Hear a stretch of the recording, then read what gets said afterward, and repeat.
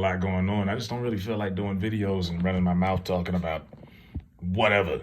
But my team is in the NBA Finals, and it's giving me something to kind of keep myself going.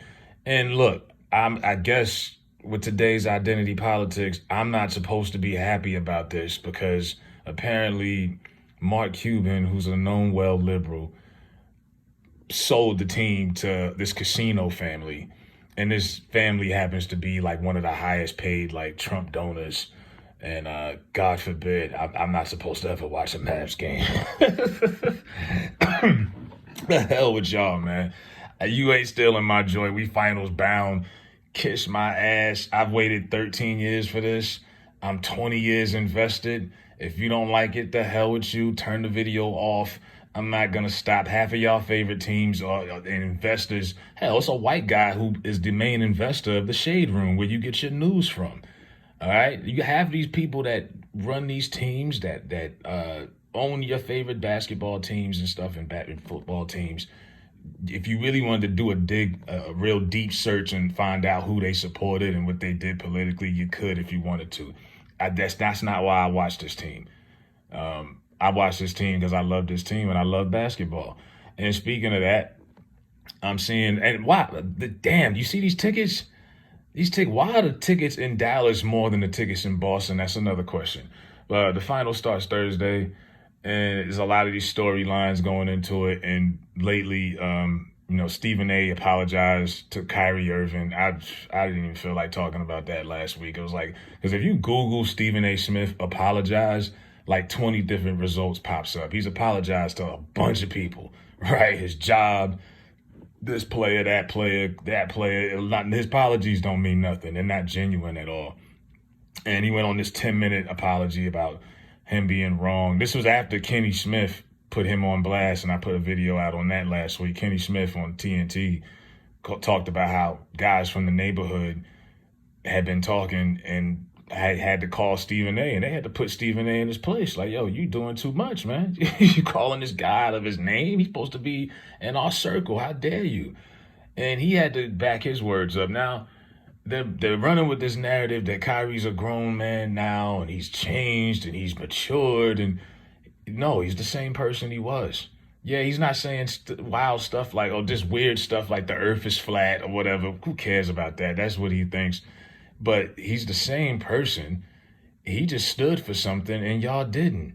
That's it. He didn't change. I think he's matured as a basketball player. For one, he's actually committing to defense for the first time. I think this is the all-around better version of him because he's playing defense. He didn't do that at any point in his career on this level like this.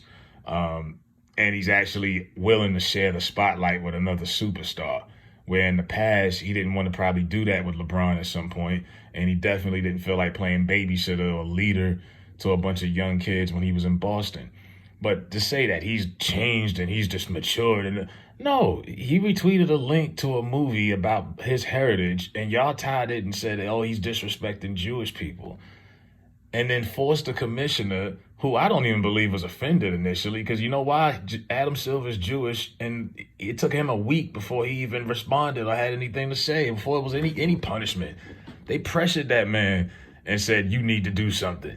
Because of people like in the media, like Stephen A., and Jewish people in circles were telling Adam Silver, you need to do something about this. I don't think it bothered him. He had to do something because they were telling him. And then you had people like Shaq and Charles Barkley also, and here's a clip from them 2 years ago when they was talking about this. And Shaq, mind you, was playing this movie in one of his theaters and just completely threw Kyrie under the bus after the whole Uncle Drew stuff and all of that, right? Called him an idiot. I mean, you're calling people out of their names. Have to be aware of what you're doing. And you have to be aware that sometimes when you put stuff out, not everybody's going to like it. Some people are conscious, some people are not. I could tell he's not conscious. He doesn't really care what's going on. But us, I know that the game that we used to love and we promote, it brings people together. And it hurts me sometimes when we have to sit up here to talk about stuff that divides the game. Now we got to answer for what this idiot has done. I stand for equality of all people. I've always been like that. Don't matter what religion, don't matter where you're from. I could say shalom, salam alaikum, ni hao, say bon. because that's how I was raised. So I don't really want to sit up here and answer questions for what he's done. I think the NBA dropped the ball. In what way? I think he should have been suspended. I think Adam should have suspended him. First of all, Adam's Jewish. You can't take my $40 million and insult my religion. If you're going to insult me, you have the right, but I have the right to say, no, you're not going to take my $40 million and insult my religion. I think the NBA, they made a mistake. We have suspended people and fined people who have made homophobic slurs, and that was the right thing to do. I think if you insult the black community, you should be suspended or fined heavily, depending. I saw they did the same thing to the kid in Minnesota this year when he made the gay slur. I think you should get suspended or fined. I think him acknowledging the Alex Jones thing should have happened with that too, because that dude's crazy. And I can't believe that So that was them talking about Kyrie 2 years ago, and the whole movie and the controversy with that. All right, so they blew that out of proportion. I'm sure if he thought this was gonna be offensive, he wouldn't have retweeted it. He didn't know. I don't think he did that, and they know he didn't know. But they made this and blew this out of proportion, and then the whole vaccine. And look, I never cared about it. I didn't take it, but I wasn't telling people they should take it, and I wasn't telling people they shouldn't also not take it. I wasn't a shamer. I wasn't gonna shame you if you took it. Like, oh my God, how could you do it? They're gonna kill you. You gonna die. I don't care. That's your body. Do what you want to do. You might have to feed your family. That's your job. I could care less. But don't tell me what I should do. That was my only issue. People who were blaming people for not taking it, like Barkley did in this clip also. First of all, you don't get the vaccine for yourself. You get it for other people. No, I'm not saying. Hold on for a second. You said your piece. No, I didn't say you do. I got vaccinated. I can't wait to get the booster. You don't get vaccinated just for yourself. Like Adam said, you get vaccinated for your family first. You get vaccinated for your teammates second, things like that. That's what bothers me about this whole thing. I think everybody should get vaccinated. And let me tell you something, I really am proud of the Nets for putting their foot down, for saying, no, we're not going to deal with this half on, half off.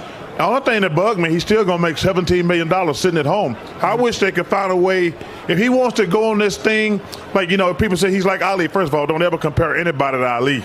Ali went 3 years without boxing. He was the highest paid athlete in the world. This guy going to make $17 million for sitting at home.